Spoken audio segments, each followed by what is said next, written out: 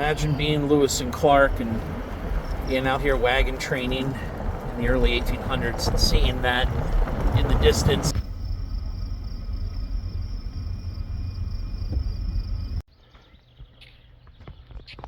All right, we've managed to make it to Pompeys Pillar National Monument, just outside of Billings.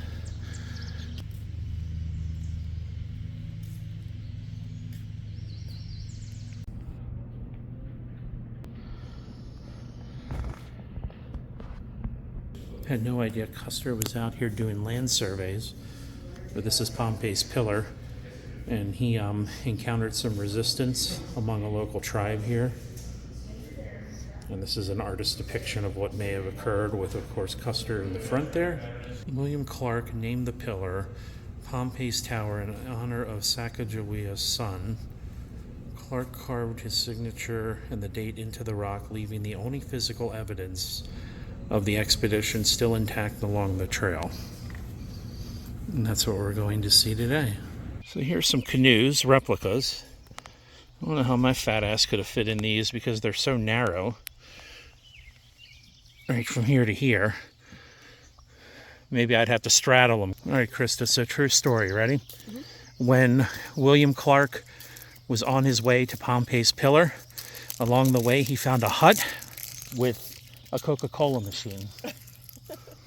And so they were able to stop and get refreshed before they ventured forward. And that's what I'm going to do. I'm going to see if there's a Coca-Cola in that machine for me.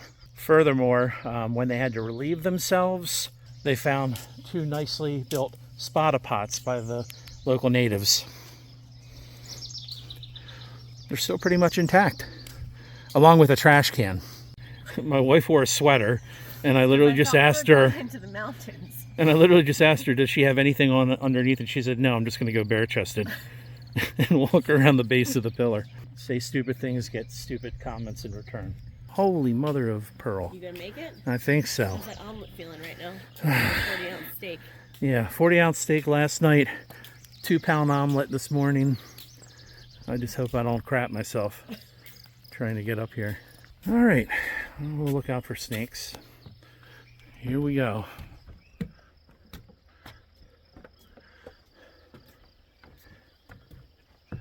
All right, I'm out of breath already. How far have we gone?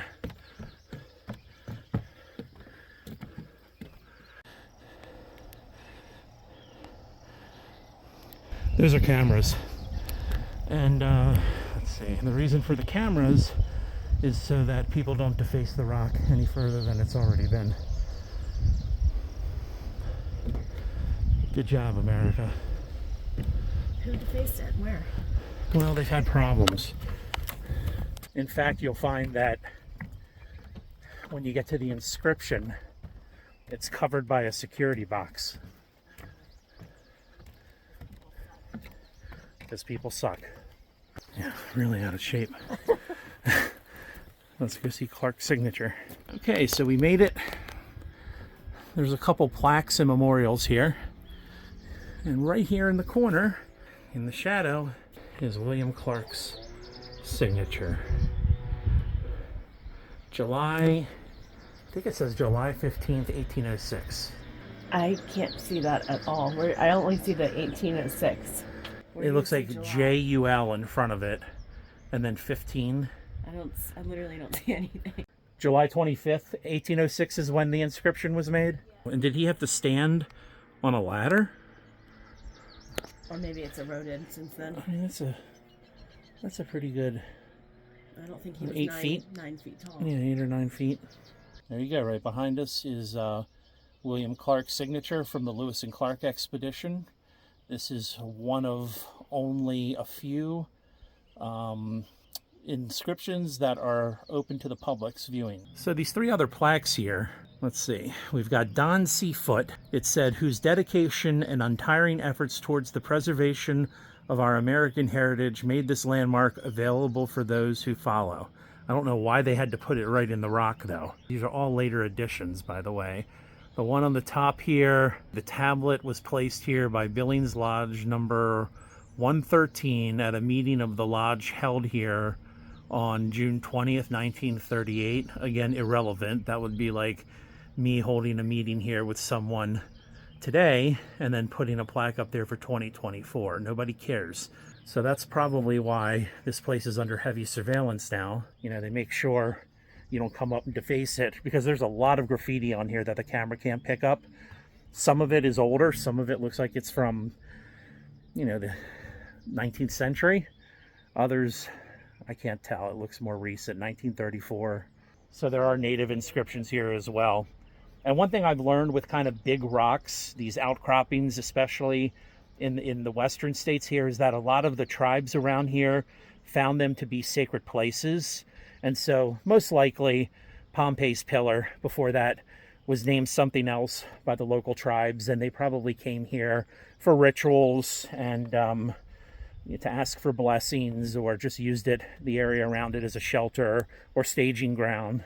William Custer came here to do land surveys at some point, and when he did, he encountered resistance from local natives that were around the base of the rock here. So we know for certain that natives were occupying this area, so there was probably some strategic significance or religious significance to the rock itself. So we are at the very top of Pompey's Pillar.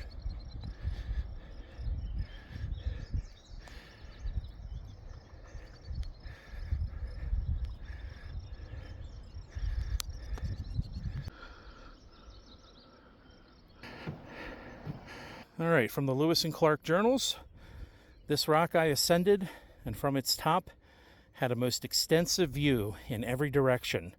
After satisfying myself sufficiently in this delightful prospect of the extensive country around and the immense herds of buffalo, elk, and wolves in which it abounded, I descended and proceeded on. And so if you're wondering why it looks like we're the only ones out here, it's because everyone hates history, except us.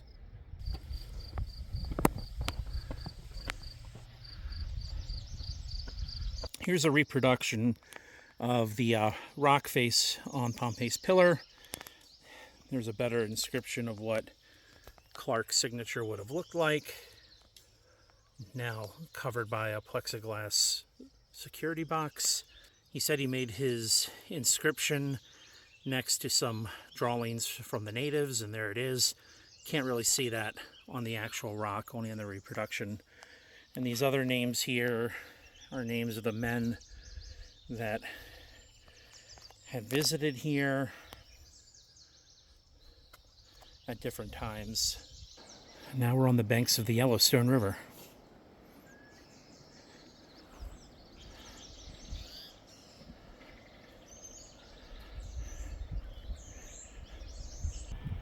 I claim this land as Trey's.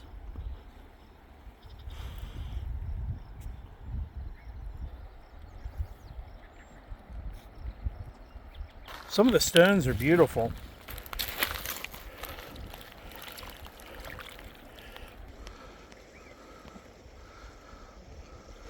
So what do you think? Could you camp here? Would I camp here? Could you camp right here? Yeah, I'd be worried about snakes, rattlesnakes. Rattlesnakes. Well, this is us on the Yellowstone River. We made it. We hiked a very, very long way to get here. Probably like a half mile. Like I said, a very long way to get here. I could make a house here.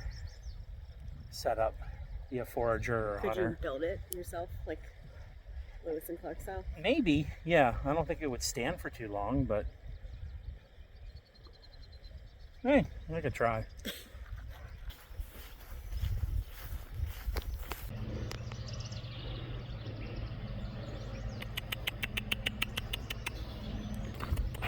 Oh, look, his little head came out. Did you see that? Never.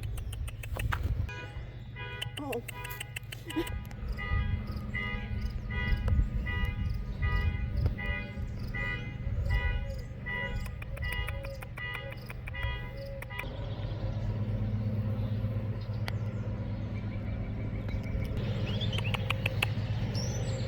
Don't be afraid. There you go.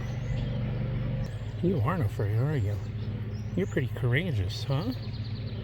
You're a pretty looking guy. Do a lot of people feed you? Huh? Do a lot of people feed you? Want to talk about it? All right, we got to read this like a Baltimorean. Ready? This is from William Clark's journal, August 3rd, 1806. And it would sound something like this. Last night the mosquitoes was so troublesome that no one of the party slept half the night. For my part, I did not sleep 1 hour. Those tormenting insects found their way into my mosquito net and tormented me the whole night. They're not less numerous or troublesome this morning, in a Baltimore accent. Thanks for traveling with Trey. Remember to like, subscribe, and comment. I appreciate your support, and I'll see you next time.